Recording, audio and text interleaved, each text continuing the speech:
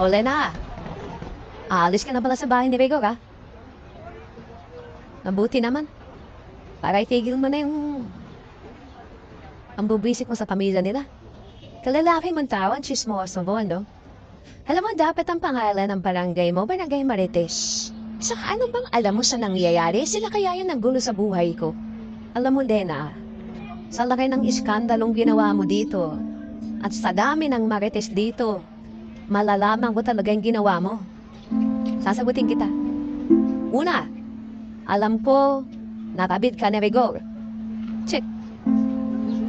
Alam ko, na binahay ka ni Rigor. Check. At alam ko, nasa tibay ng panunaw ng sikmura mo, pumayag ka pang tumira kay Marites kasama ang pamilya niya. Check, check, check. All capital. Tibay ng sikmura. Ngayon, tama lang na magbagong buhay ka na.